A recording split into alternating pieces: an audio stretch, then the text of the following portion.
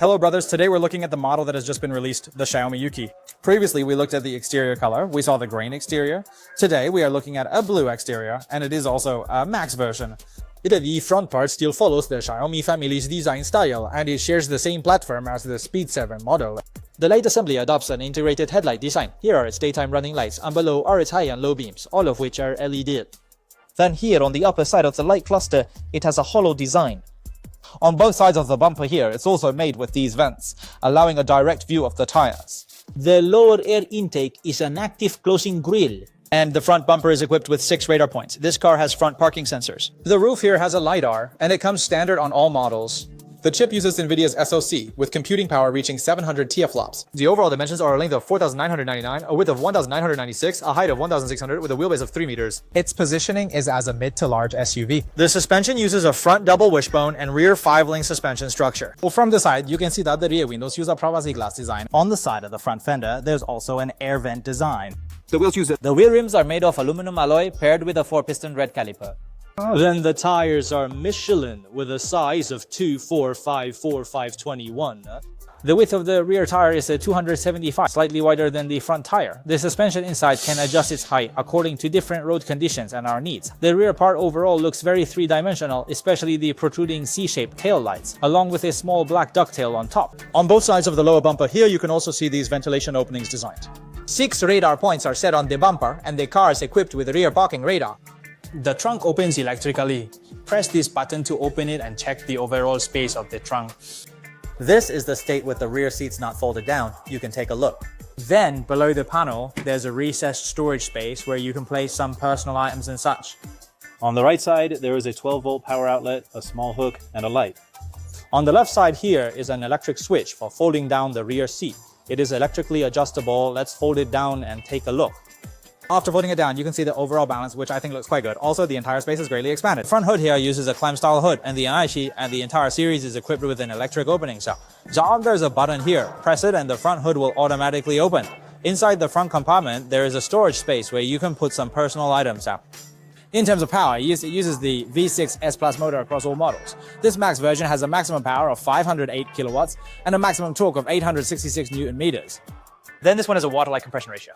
The charging port is located behind the main driver's seat. Pressing it once opens it electrically, with both fast and slow charging options inside. The entire series supports an 800-volt fast charging platform. Press this button to close it, and it will close electrically. The door handle uses a hidden handle design. You need to reach in, then push it to open the door. All 4 doors use frameless door designs, and the glass for all 4 doors is made of double-layer laminated soundproof glass. The rear view mirror features a frameless design, and it is equipped with locked automatic folding and rear vehicle alert functions. Now, let's get into the interior and listen to the sound insulation effect.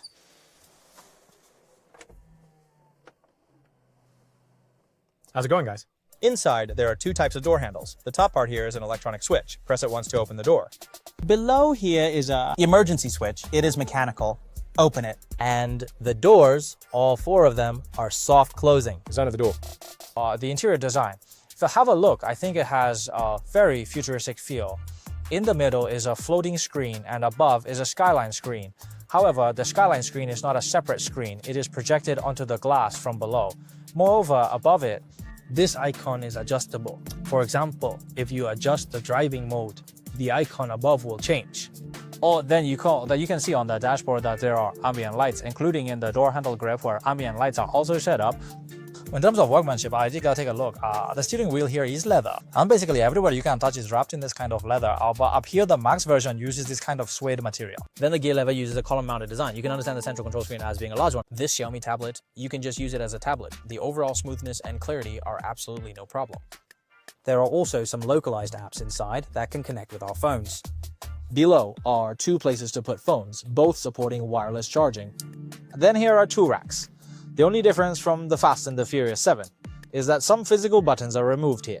Then in the middle here, it has a central armrest that opens upwards, and inside it can hold about 4 bottles of cola. Underneath the central console, there's a very large hollow space where you can put a bag or a pair of high heels, no problem. Enough up to the off. Then there are 2 charging ports, 67-watt Type-C. The seats are all covered with this leather material, and you can see it's the sporty type with perforations made on it. Moreover, the 2 front seats both support one-touch reclining. On the side of the seat, there's a button. Long press it. and the seat will automatically recline, presenting a zero-gravity seat state. You see below there is a leg rest that can be raised. From this interface, you can see that all 5 seats in this car have heating functions. The 2 front seats have ventilation and massage functions, and the steering wheel also has a heating function. Each of the 2 sun visors in the front is equipped with ventilation and fill lights, and these fill lights can adjust the color temperature and brightness. The entire roof adopts a canopy design. You saw it at the launch event, right? Lei mentioned it uses a dual-layer niobium plating process. Simply put, it's a Busai design. Now, I'll adjust the front seat to a normal driving position. As you all know, I'm 1.72 meters tall. Let's check the space in the rear seat. Sit comfortably. There's about a 2-fist distance left, so the space is definitely sufficient. The rear floor is completely flat, and behind the front passenger seat, there is a hidden storage compartment where you can store an umbrella or similar items. Then at the rear here, there is a control panel where you can control things like maps, music, and the adjustment of the rear seats, including the air conditioning.